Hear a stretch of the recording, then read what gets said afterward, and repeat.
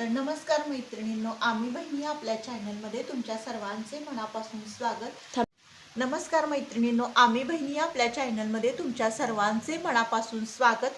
तर बघू शकता आज प्रसादासाठी म्हणजे ज्या आपल्या मैत्रिणी बसलेल्या आहेत ना, पोथी वाचनासाठी म्हणजे पारायणासाठी, त्यांच्यासाठी मी 1.5 किलोचा आज प्रसाद करणार आहे, म्हणजे उपीट करणार आहे। तर 1.5 किलो रवा मी इथं भाजून घेतलेला आहे, तुम्ही बघू शकता।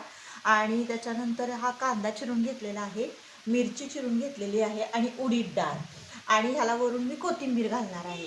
तर बघूया चला आपण कशा पद्धतीनं उपीट करायचं, आणि तुमची पण पद्धत कशी आहे नक्की कमेंटमध्ये सांगा। तर चला करूया आपण सुरुवात।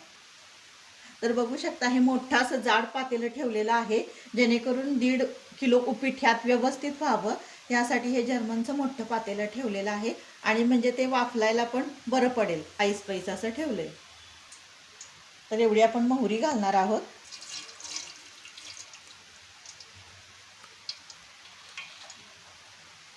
मोहरी आता छानपैकी अशी तडतडून द्यायची, म्हणजे एक खमंग असं उपीट होते। तर आता आपण जिरे घालूयात, जितके ते आपल्या 1.5 किलो लागते तेवढे तुम्ही अंदाजेनुसार घालू शकता। तर आता आपण घालणार आहोत उडीद डाळ।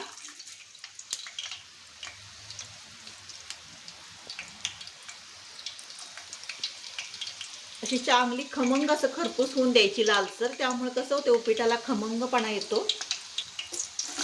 तर मिरच्या घालूया,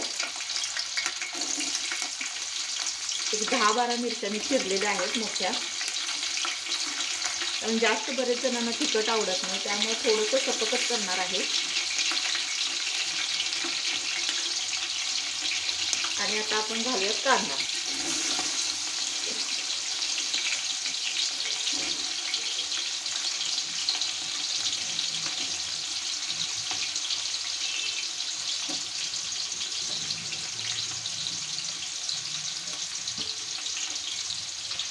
खरपूस लालसर होईपर्यंत आपण भाजून घेऊया हे व्यवस्थित।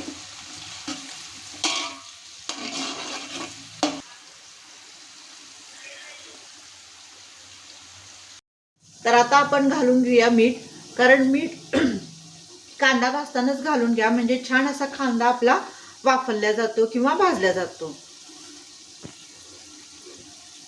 आणि थोडी साखर घालून घ्यायची, म्हणजे 1.5 किलो जेवढं उपीट आहे ना त्याला लागेल एवढं साखर आपल्याला घालून घ्यायची।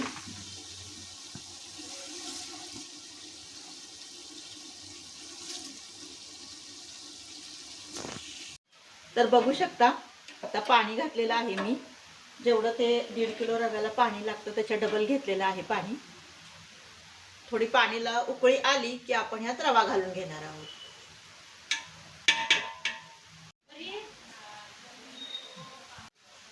तर बघू शकता मैत्रिणींनो, झालेला आहे आपलं 1.5 किलो उपीट तयार। आणि आता आपण काय करणार आहोत, ह्या ज्या प्लेट आहेत ना त्यामध्ये सर्व उपीट आपण भरणार आहोत। तर पाण्यामध्ये रवा घालताना म्हणजे पूर्ण मी दाखवलेलं नाहीये, कारण थोडंसं गडबड झाली होती, त्यामुळं ते शूट केलेलं नाहीये। तर हा अशा पद्धतीनं आपलं उपीट तयार झालेलं आहे। तर आता आपण पूर्ण प्लेटा भरून घेऊयात सगळ्या व्यवस्थित अशा।